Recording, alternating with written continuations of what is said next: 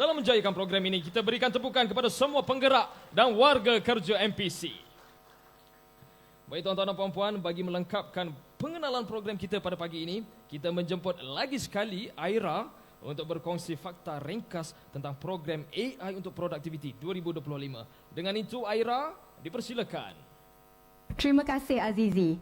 Untuk makluman semua, program transformasi AI Produktiviti Anjuran Perbadanan Produktiviti Malaysia ialah sebuah inisiatif yang dibangunkan bersama industri yang kemudiannya dilaksanakan oleh pemain industri dari 14 sektor utama negara yang mewakili 14 Nexus Productivity MPC. Sesi pembangunan kompetensi pertama telah diadakan pada 26 Mac 2025 yang bukan sekadar permulaan. Ia adalah saat yang membuka tirai kepada transformasi besar-besaran.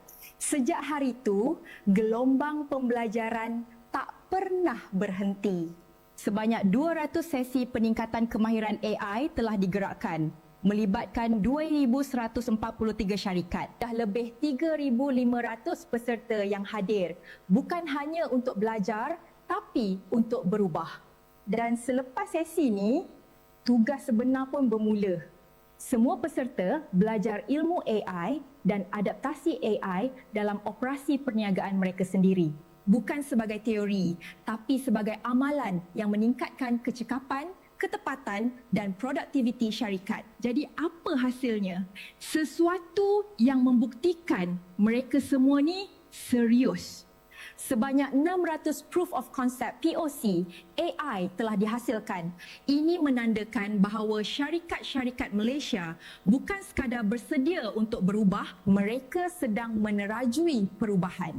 Daripada ratusan POC yang dibangunkan, sebanyak 135 POC AI dah sertai program hari ini. Lebih 50% projek bawah inisiatif ini dilaporkan ada peningkatan kecekapan lebih 60% selepas penggunaan AI.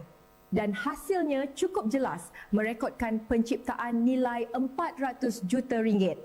Azizi, ini bukti jelas yang AI bukan cuma alat, tapi pemacu utama produktiviti negara. Terima kasih Aira atas penjelasan yang diberikan. Kita berikan tepukan yang paling gemuruh buat MC AI kita, Aira.